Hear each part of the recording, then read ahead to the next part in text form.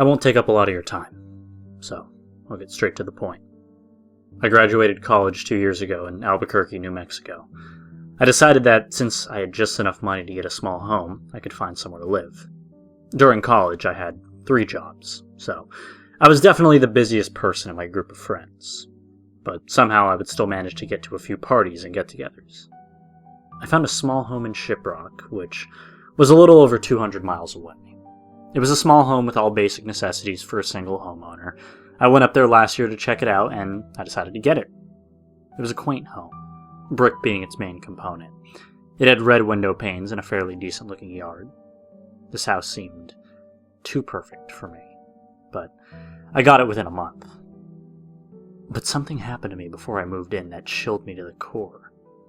While I was driving towards Shiprock once more, I took my usual route west on Interstate 40 towards Arizona.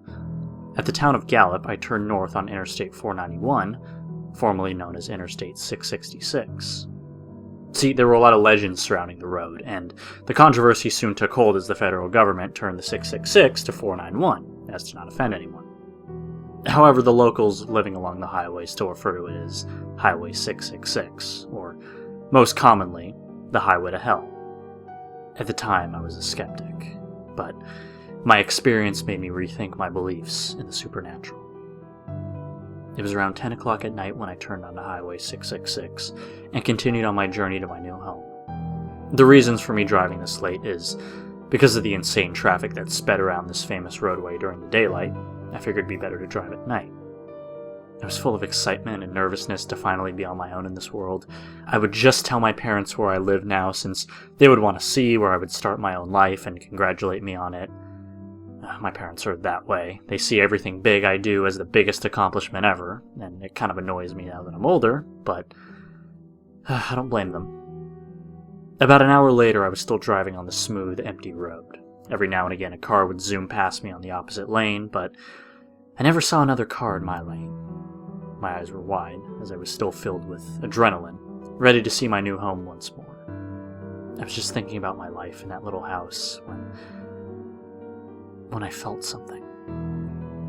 It was a very cold draft that swirled around the car. It wasn't from the windows, which were slightly open, as it was an extremely warm night. I mean, I was in the desert, so cold breezes like this were not supposed to happen in the middle of the summer. I looked around, trying to find where it came from, even checking the AC to see if it was on. It was off. My mind buzzed with questions and possible answers to those questions. I calmed myself down, knowing it could have just been my excitement, but my mind still wouldn't accept it. I just continued on the long road ahead, looking forward to stopping and maybe getting some coffee. Oof! There it was again. The swirl of cold energy pierced my skin once more. I looked around again, but saw nothing. I needed to stop. Maybe I was hallucinating, or I was just too excited. I don't know, but I slowed down to the edge of the road and put my car on park. I rubbed my eyes and breathed in slowly. I just needed to calm down a bit. It's nothing. Just nothing. I removed my hands from my eyes, letting in one last deep breath, and leaned back up. As I opened my eyes and stared ahead, I noticed something. There was a red glow in the corner of my eye. I moved my head slowly to the right to see what it was. My eyes opened wider than the sun as I saw the outline of a person in the passenger seat. I couldn't tell if he was staring back at me or just looking ahead into space, but I slowly reached for the cabin light, not wanting him to suddenly lunge at me, and myself being unprepared and unarmed. I touched the little button and the light came on. I gasped. His appearance was just as shocking as his shadow. He wore a red plaid button-up shirt and dark blue jeans. Beneath the blue pants were dark brown cowboy boots painted in dust and something black. But what really shocked me were the injuries it seemed he had. His left arm was bent in an impossible position, the bones sticking out of the elbow. His head was split open wide from his left crown to the back, allowing me to see inside his skull. The open wounds were gushing with blood, but the red liquid only managed to leak onto his shirt and pants. I was shocked at the suddenness and tension of his appearance. I didn't know what to do, so I just decided to ask him something. Are you okay?